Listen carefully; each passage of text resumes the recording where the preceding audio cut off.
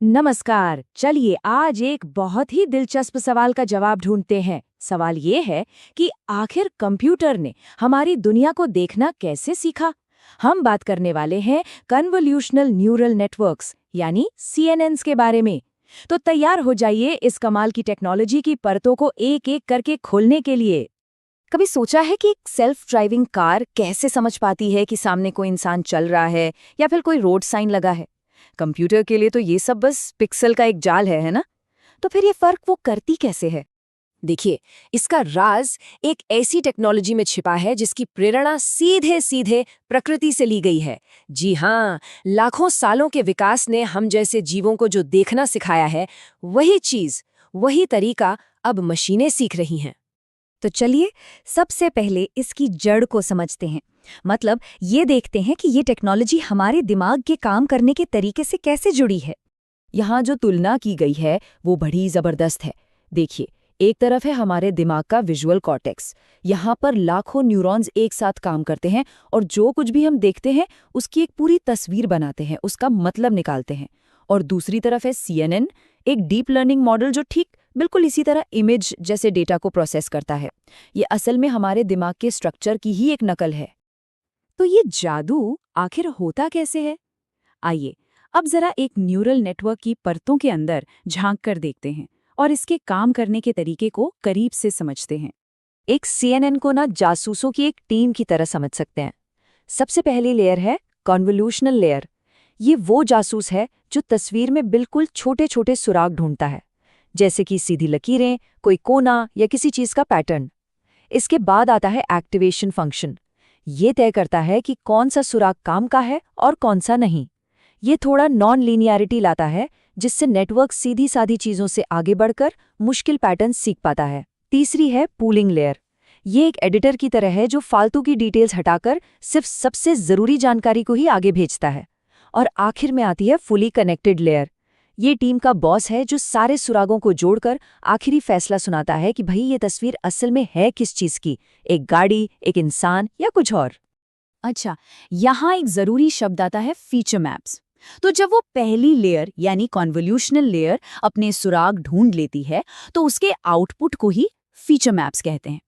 इसे आप एक तरह का खजाने का नक्शा समझ लीजिए, जो बता रहा है कि तस्वीर में सोना यानी कि हमारा जरूरी फीचर, जैसे कोई किनारा या कोना, कहाँ कहाँ पर छिपा हुआ है। तो चलिए थ्योरी से अब असल दुनिया में आते हैं और देखते हैं कि ये टेक्नोलॉजी हमारे चारों तरफ कहाँ कहाँ और कैसे इस्तेमाल हो रही है। ये सिर्फ किताबी बातें नहीं हैं, ये टेक्नोलॉजी वाकई में हमारी जिंदगी को बदल रही है। जैसे कि हेल्थ केयर में सीएनएस डॉक्टरों की एक दूसरी जोड़ी आंखों की तरह काम कर रहे हैं। ये एमआरआई और एक्सरे को एनालाइज करके कैंसर जैसी बीमारियों को बहुत शुरुआती स्टेज में पकड़ने में मदद करते हैं, और वो भी ज्यादा तेजी और सटीकता के साथ। और इसका असर हमारे खेतों तक भी पहुंच गया है। ड्रोन और सैटेलाइट से जो तस्वीरें ली जाती हैं, सीएनएस उन्हें एनालाइज करके फसलों की सेहत पर नजर रखते हैं। इससे क्या होता है, किसी भी बीमारी का पता बहुत जल्दी लग जाता है और किसानों को एक बड़े नुकसान से बचाया जा सकता है। और अगली बार जब किसी ऑनलाइन शॉपिंग ऐप पर किसी चीज की फोटो खींचकर उसे सर्च किया जाए, तो याद रखिएगा कि उसके पीछे भी सीएनएन का ही दिमाग है। यही वो टेक्नोलॉजी है जो विजुअल सर्च को मुमकिन बनाती है, जिससे हमारे शॉपिंग करने का तरीका ही बदल रहा है। और देखिए, हम घूम फिरकर वापस वहीं आ गए जहां से हमने ये पूरी बात शुरू की थी, हमारी सड़कों पर। ऑटोनमस गाड़ियां अपने आसपास की दुनिया को समझने के लिए इन्हीं सीएनएन्स पर पूरी तरह निर्भर करती हैं। ये टेक्नोलॉजी ही उन्हें बताती है कि सामने एक इंसान है, ट्रैफिक लाइट है या फिर कोई और गाड़ी। तो अब सवाल उठता है कि आगे क्या? आइए मशीनों के देखने की इस टेक्नोलॉजी के भविष्य, इसकी संभावनाओं और हाँ कुछ जरूरी चुनौतियों पर भी एक नजर डालते हैं। देखिए, इस टेक्नोलॉजी की ताकत तो साफ है। ये खुद ब खुद चीजें पहचान लेती है, बहुत सटीक है और बड़े पैमाने पर काम कर सकती है। लेकिन इसके साथ कुछ बड़ी चुनौतियां भी हैं। इन्हें सिखाने के लिए बहुत बहुत ज्यादा डेटा की जरूरत होती है। कभी कभी ये एक ब्लैक बॉक्स की तरह भी काम करती है। मतलब हमें ये तो पता है कि नतीजा क्या आया, पर यह नहीं पता कि मशीन उस नतीजे पर पहुंची कैसे।